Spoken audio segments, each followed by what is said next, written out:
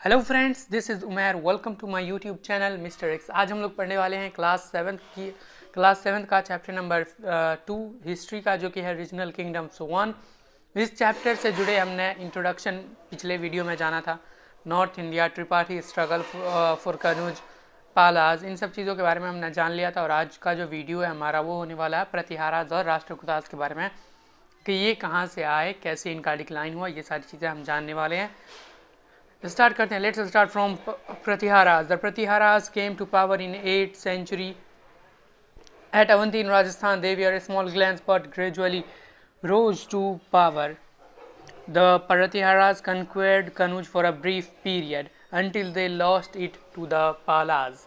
मतलब कि ये जो प्रतिहारा डायनेस्टी है, ये मतलब 8वीं शताब्दी में राजस्थान के एक शहर या फिर एक इलाके का जगह का नाम है अवंती, वहीं से ये लोग पावर में आए थे और 8वीं शताब्दी में आए थे। ये चीज़ याद रखने वाली बात है कि 8th सेंचुरी में ये लोग पावर में आए थे। और कहाँ आए थे? अवंती में, जो कि एक जगह है राजस्थान में। ये जो थे मतलब प्रतिहाराज पहले डिफरेंट ग्रुप्स में, स्मॉल ग्रुप्स में बैठे हुए थे, लेकिन धीरे धीरे एक साथ हुए और पावर में आ गए। और प्रतिहाराज डायनेस्टी का या फिर किंगडम आप जो बोलो उसका फॉर्मेशन हुआ 8वीं शताब्दी में। और इन्होंने एक समय के लिए कनौज को भी अपने अंदर ले लिया था, कब्जा कर लिया था कनौज पर, लेकिन ये कुछ ही समय तक उस कनौज पर कब्जा कर पाए, क्योंकि ये पालाज ने मतलब इनसे हासिल कर लिया कनौज। ये आपको डाउट क्लियर करवा दूं कि पालाज, प्रतिहाराज और राष्ट्रकूटाज, ये तीनों डायनेस्टी 8वीं शताब्दी में ही उभरे थे। तो ये एक कॉमन पॉइंट हो गया। आगे देखते हैं। King Mihira Bhoja was a powerful Pratihara ruler who recovered his strength and regained Kanuj from the Palas. He ruled for about 46 years. His son Mahendrapala expanded his empire further. His successor, however, were weak and could not defend the kingdom against invasions. In 1018, Mahmud of Ghazni defeated the Pratihara ruler and the dynasty came to an end. मतलब कि ये जो राजा का नाम है king Mihira भोजा, ये एक बहुत ही पावरफुल रूलर थे। और इन्होंने कनौज जो इनसे मतलब प्रतिहाराज से एक बार छीन चुका था पालाज के द्वारा, तो इन्होंने फिर से जाके कनौज को अपने अंडर में ले लिया।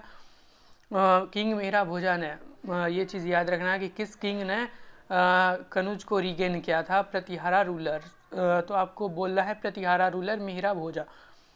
और ये जो किंग थे, इन्होंने 46 ईयर तक रूल किया था। और इनके जो बेटे थे महेंद्रपाला, इन्होंने भी अच्छा खासा अपने एम्पायर को बढ़ाया, एक्सपेंड किया। लेकिन इनके जो सक्सेसर थे, मतलब इनके जाने के बाद जो जिन पर जिम्मेदारियाँ आई अपने डायनेस्टी की, तो वो कुछ हद तक आप कह सकते हैं संभाल नहीं पाए, क्योंकि उस समय में जो इन्वेशंस होते थे, मतलब बाहर के आक्रमणकारी जो होते थे, वॉरियर्स जो होते थे, वो मतलब बाहर के विदेश के जो दूसरे देशों से जो आते थे, वो उन्हें बोला वो जो क्या मतलब बाहर से जो आते थे ना लोग, वो इंडिया के बहुत सारे मतलब किंगडम्स पे आक्रमण करते थे, और उसे ही इन्वेशंस बोला जाता है। तो ये जो प्रतिहाराज थे, ये खुद को इन्वेशन से नहीं बचा पाए, इनके महेंद्रपाला और मिहिरा भोजा के सक्सेसर्स। और 1018 में यानी कि 1018 में महमूद ऑफ गजनी ने प्रतिहारा रूलर जो कि उस समय में था, उसे हरा के और डायनेस्टी को ख़त्म कर दिया। आगे देखते हैं राष्ट्रकूटाज कहाँ से आए, कैसे गए, क्या हुआ। तो this dynasty ruled in north western Deccan with their capital at Malkhand. This region lies in modern Maharashtra.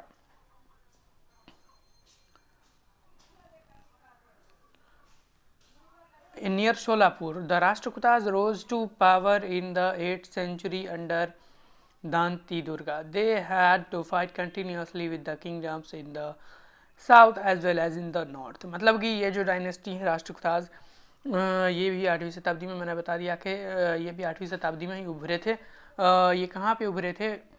मतलब ये उस समय में रूल कर रहे थे north western Deccan part, India के पार्ट में, नॉर्थ वेस्टर्न डेक्कन पार्ट में, और उनका जो कैपिटल था वो था मालखंड।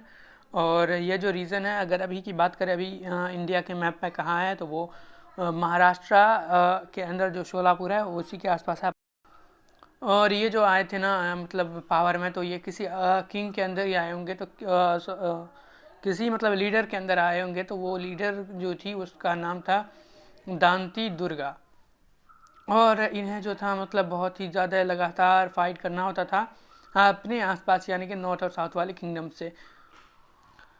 This dynasty had many ambitious kings who fought several times with the powerful dynasties of the Pratihara and the Palas of the north in their bid to control Kanuj and the fertile Ganga plains। मतलब कि ये जो dynasty है इनके पास, राष्ट्रकूटास के पास बहुत ही ज़्यादा ambitious Kings है, मतलब कि एम्बिशियस और पावरफुल किंग्स थे इस डायनेस्टी के पास उस समय में।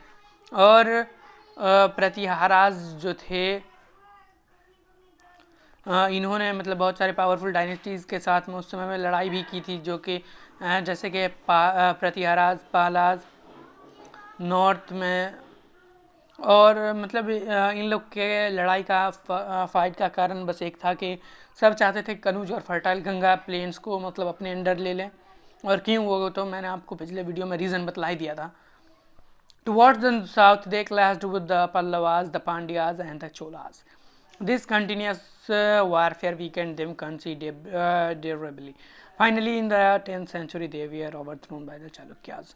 मतलब कि ये जो थे राष्ट्रकूटा, ये आप देख रहे हैं कि शुरू ही से मतलब हमेशा ये लोग एक दूसरे से लड़ ही रहे हैं। तो भाई जब लड़ता है कोई किसी से, तो उसका जो मतलब एक तरह से आप बात करें तो आर्थिक स्थिति, यानी कि इकोनॉमी कंडीशन भी उसका ख़राब होगा, उसका डायनेस्टी का पैसा का भी दिक्कत होगा। उसके बाद जो उसके पास आर्मी होगा, सेना होगा, तो वो भी तो धीरे धीरे ख़त्म हो रहा है।